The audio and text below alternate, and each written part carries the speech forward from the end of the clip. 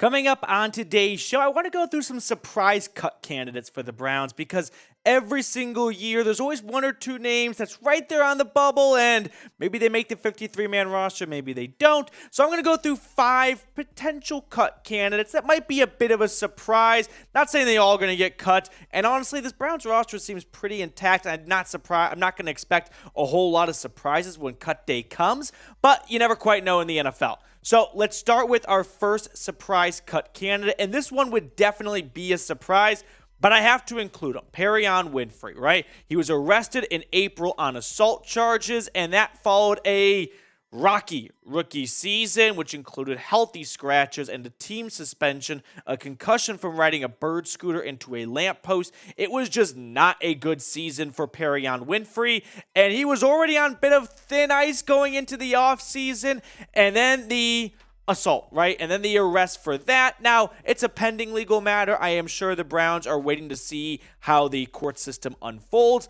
but I do wonder, with the maturity issues that clearly showed in his rookie season, with a bad training camp, if he were to show up out of shape or something, or not like, first guy in, last guy out type of mentality, are the Browns going to go, screw it, this is becoming a bigger headache than we need. We've already drafted a new defensive tackle. Let's just cut bait and move on.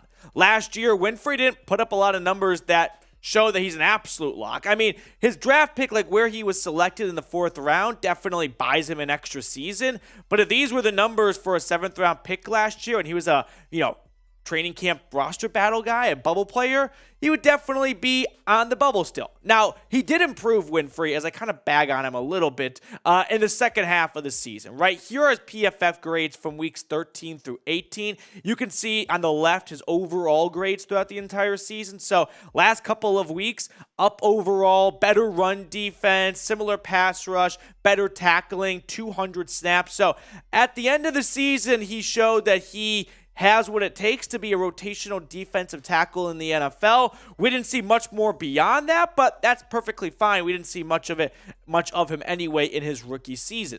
Now, Cleveland's defensive line, specifically the interior, you've got locks like Dalvin Tomlinson and Ika, and that's about it, right? Togiai, Winfrey, and Elliott and Tristan Hill, they are all battling for those last 2 defensive tackle spots. I think Winfrey and Elliott have the inside track, but I don't think anything's a guarantee. Now, barring any new legal details emerging surrounding this assault charge, the Browns seem okay with holding on to Winfrey, right? If they were very unhappy with the arrest and they figured it's time to move on, I think they would have done it already. Now, if new evidence comes out or a new video leaks, as that happens in the NFL, TMZ gets a hold of it, the Browns then, might change course. But for now, I think the legal stuff is a little bit behind him, and he's on house money. He's borrowed time at this point is what I'm trying to say here. He's already had strike 3, I thought. So this is strike 4, maybe a foul tip, and who knows. Now, with that being said, predict it for me. Will Winfrey have a breakout season? I hope so, because that would be awesome for the Browns to have an ingrown, defensive tackle, homegrown defensive tackle from the draft and have him under his rookie contract for a couple of years. But it's just off the field issues that concern me, not so much on the field. I'm okay with a bit of a, below average-ish rookie season. That doesn't concern me at all. What concerns me is off the field issues so far with Winfrey. Moving on to our next 2 cut candidates here. Let's go wide receivers, Jakeem Grant and Anthony Schwartz. I'm sorry, Anthony Schwartz. I know the entire fan base is very mean to you, and we all take our turns making jokes, but these 2 guys are cut candidates for sure, because Cleveland's wide receiver room, ladies and gentlemen, it's set in stone. Amari Cooper, Donovan Peoples-Jones, Elijah Moore, Marquise Goodwin, Cedric Tillman, David Bell.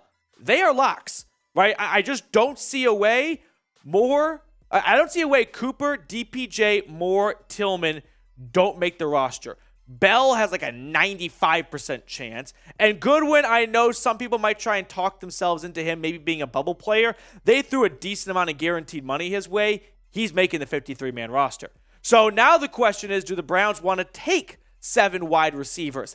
I don't think so. But if they do decide to go 7 wide receivers, here's the battle for it. Schwartz, Grant, Mike Harley Jr., Dalen Baldwin, 2 UDFAs from last year. Jalen Darden they picked up during training camp. Isaiah Weston, he was a UDFA last year, tore his ACL. That was a big-time bummer. Now, Jakeem Grant offers something these other guys don't, and that is special teams ability, right? In 2021, he was a Pro Bowl returner for the Chicago Bears after being traded from Miami. 23.4 yards each kick return, a long of 97, including a touchdown. Now, what's not working in Jakeem Grant's favor is, unfortunately, he tore his Achilles last year during training camp early on. So when you are a 30-year-old return specialist coming off an Achilles injury, one of the toughest to come back from in sports, it ain't good, I'll be honest. Now, what is good for Jakeem Grant is the Browns decided special teams was a bit of not maybe a disaster, but it was not good last year. Bad enough to make a firing in Mike Prefer and bring on Bubba Ventrone. So you can see the Browns were sort of middle of the pack last year in terms of return stats. Special teams is a lot more than this, but overall it needs a facelift. It needs a catalyst. And if Jakeem Grant comes in and he's kicking ass and taking names on kick return and punt returns, the Browns might decide, hey, for Bubba, let's give him this one guy.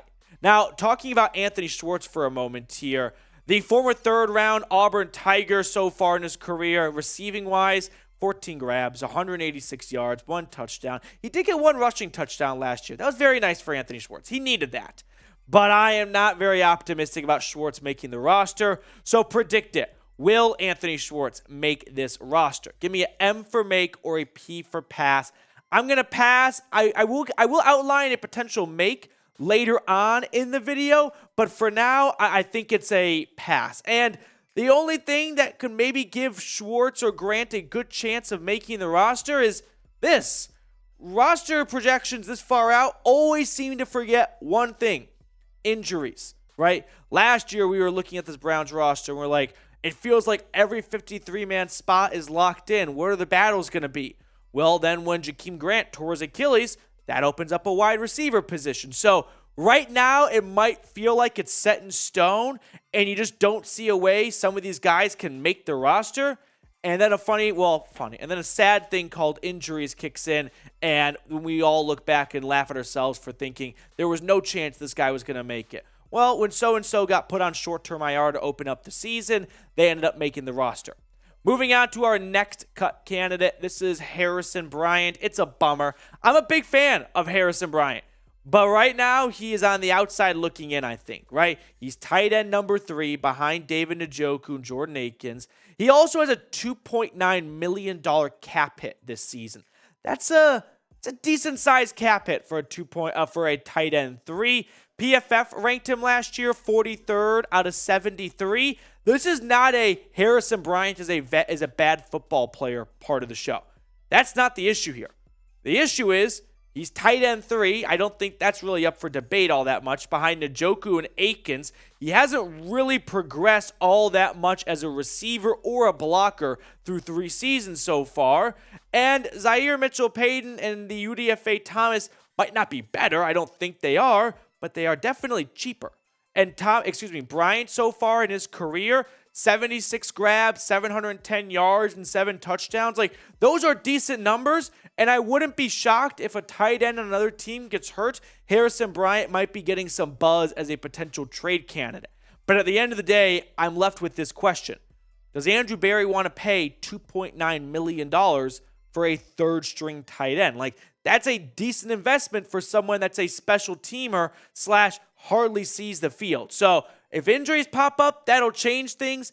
But unfortunately for Bryant, it's not because he's a bad player. It's funny enough, it's because he played so well enough, he actually kicked in some guaranteed money on his contract. But he's not quite good enough for the Browns to want to hold on to him. He's in that no man's land right now. So I could see it going either way. My last cut candidate, we're going to go to the quarterback room here. Josh Dobbs. Psych! Nope. Josh Dobbs is not a cut candidate. The Browns gave Dobbs a fully guaranteed $2 million contract. He is not getting cut. Do you know how bad of a look that is for a GM to go to his owner and say, you know that guy I gave $2 million to in March or April? I cut him today. That's not good for a GM. That is malpractice. When the Browns gave him $2 million, the Browns were giving him a 53-man roster spot. Now, I understand that drafting DTR in the 5th round might throw things for a loop here, and I don't think the Browns anticipated carrying 3 rosters on their quarterback, but when DTR fell to their lap in round number 5, they must have felt that was too good a value to pass on. So for now, this might be a 3-quarterback team. Maybe they try and stick DTR in the practice squad, but that scares the bejesus out of me because he will get claimed by another team very quickly. Kellen Mond, he's probably your practice squad quarterback. So with that being said, comment a surprise cut candidate. Is it one of the 5 guys I went over on the show? Maybe I forgot someone. Let me know who you think is a surprise cut candidate down below. And if you have not subscribed to the channel already, consider going ahead and do so. If you made it this far in the video, I must be doing something right. So leave a like, leave a comment, subscribe if you have not. I'm going to sign off, let you guys enjoy the rest of your weekend, and I'll catch up with everyone later.